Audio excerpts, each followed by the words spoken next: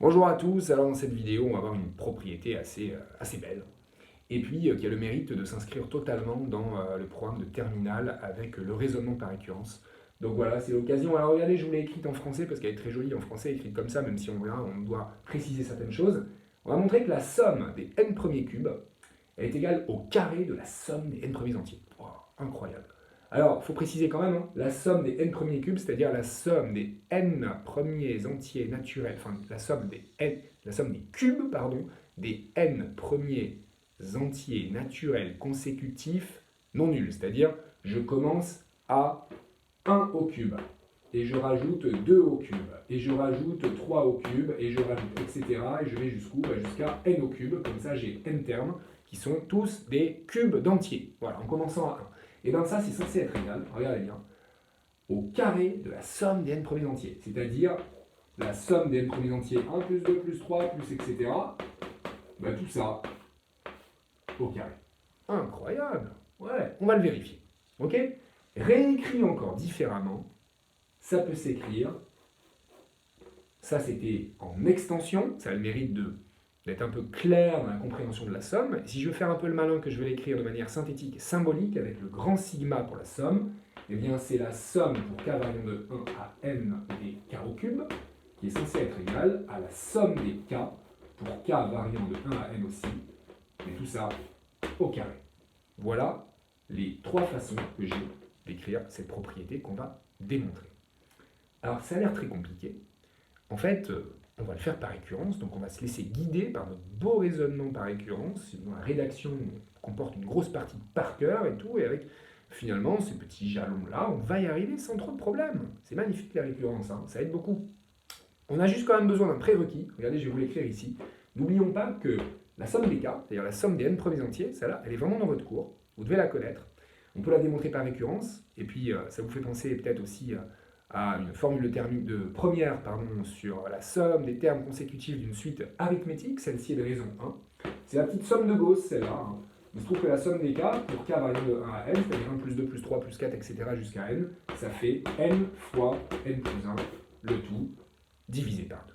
Un prérequis important qu'on va avoir à utiliser ici. Ok, alors on y va. C'est parti, on va essayer de prouver ça, et donc c'est par récurrence qu'on va y arriver. Par récurrence, je vais garder l'expression en extension. J'ai donc besoin de poser Pn comme étant cette propriété, cette proposition dont je vais prouver qu'elle est vraie pour tout n. Au fait, pour tout n, appartenant à quel ensemble? Grand n. Alors grand n, on m'embête toujours un peu parce que si c'est grand n, ça veut dire qu'on doit commencer à n égale 0. Et du coup, ici, en fait, c'est une somme avec 0 terme, donc ça m'embête, c'est 0. Celui-là aussi, toujours embêté un peu par ça. Donc je préfère travailler sur n étoile, d'accord? C'est-à-dire qu'en fait, on va initialiser à n égale 1. Voilà. Et puis on sera très content parce qu'au moins notre somme ici voudra dire quelque chose, et puis à droite aussi bien sûr. D'accord? Donc si j'écris P1, P1 c'est quoi? Eh bien c'est la somme des 1 premiers entiers au cube, c'est-à-dire en fait il y a juste 1 au cube, et c'est censé être égal à, pareil, la somme des n premiers entiers mais des 1 premiers entiers, c'est-à-dire juste 1, voilà, que j'élève au carré. Est-ce que c'est vrai tout ça? Ah oui, parce que ça fait 1, ça fait 1, donc en fait P1 est vrai. Ok? Voilà, c'est une toute petite somme à gauche, une toute petite somme à droite, et il se trouve que le carré de 1 étant égal au cube de 1, ça fonctionne. Voilà.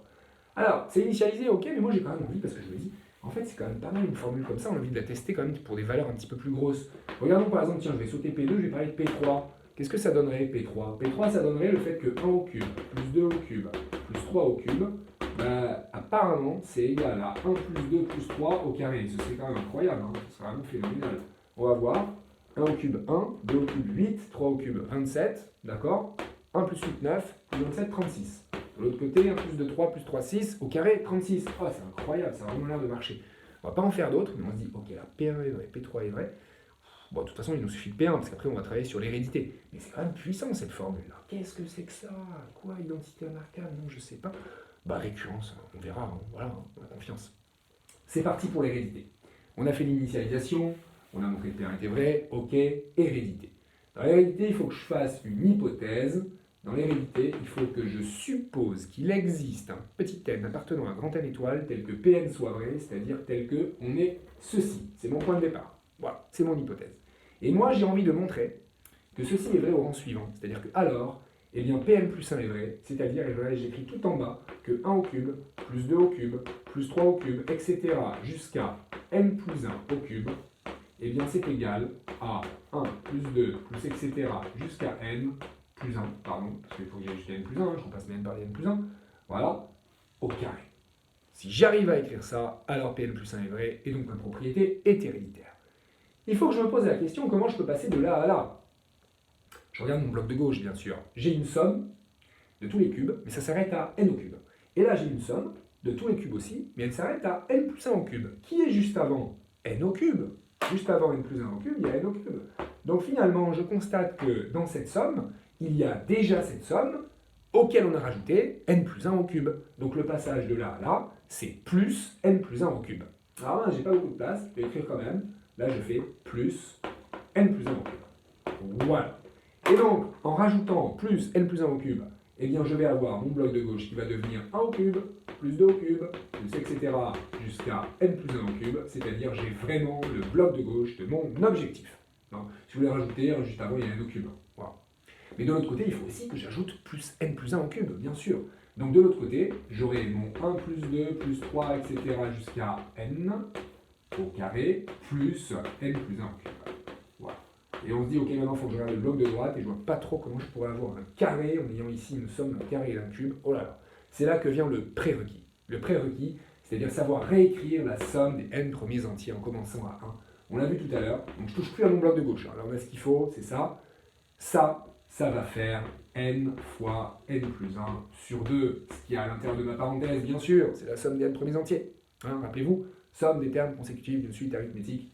D'accord? Donc nombre de termes, il y en a n fois premier 1 plus dernier n, le tout divisé par 2. C'est parfait, ça marche. N'oublions pas de l'élever au carré et de rajouter ce qu'il y a à côté, c'est-à-dire n plus 1 au cube. Ok. Alors, ici on a un joli quotient élevé au carré. Comment je fais? Bah, ce quotient fois lui-même, ça va me donner le numérateur au carré divisé par le dénominateur au carré. Et ce numérateur est lui-même un produit, et un produit au carré, bah, ça me donne chaque facteur au carré. Voilà. Donc ça me donne n au carré fois n plus 1 au carré sur 4. Et là, je rajoute n plus 1 au cube. Et regardez la forme que je veux, ici. Oh là là, c'est un carré. Alors là aussi, je vais utiliser ma petite propriété prérequise, dans l'autre sens. Regardez, en fait, mon objectif, c'est d'avoir ça, mais ça, je sais le réécrire. C'est la somme des n plus 1 premiers entiers au carré.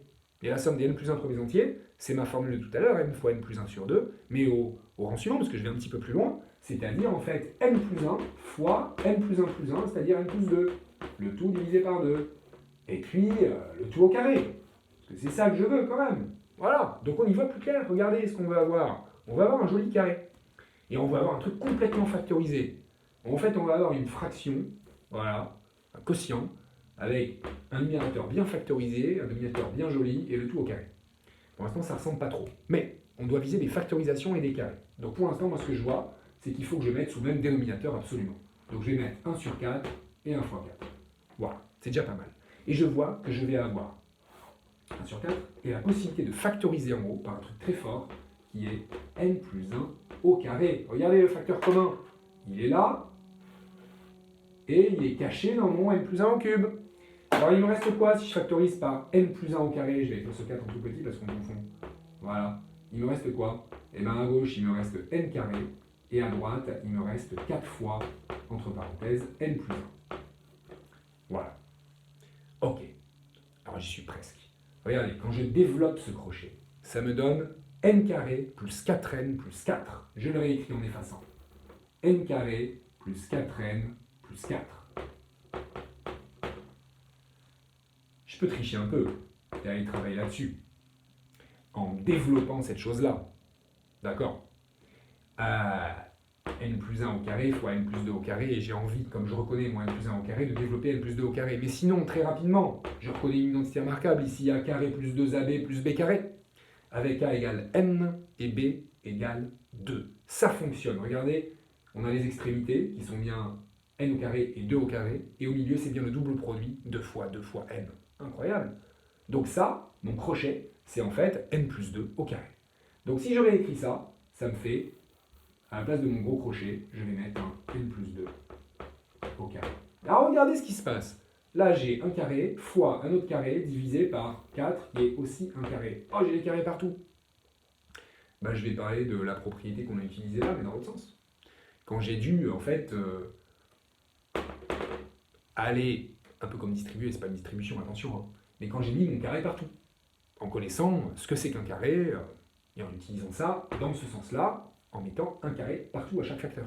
Là, je le fais dans l'autre sens. Je vois un carré à chaque facteur, je peux donc dire qu'il s'agit du produit n plus 1 fois n plus 2, le tout divisé par 2, et le tout au carré. Voilà. Bah oui, parce que ça fera n plus 1 fois n plus 2 sur 2 fois n plus 1 fois n plus 2 sur 2, donc ça fait bien ceci. Mais attendez, on a fini. Incroyable, ça marche, ça fonctionne. On a bien prouvé que Pn plus 1 était vrai. Alors je récapitule, on a une propriété qui est initialisée pour n égale 1, on va vérifier n égale 3. Elle est héréditaire, bah donc elle est vraie pour tout n. Jolie formule, incroyable. La somme des cubes, c'est égal à la somme des entiers au carré. Extraordinaire. Voilà, récurrence, ça fonctionne.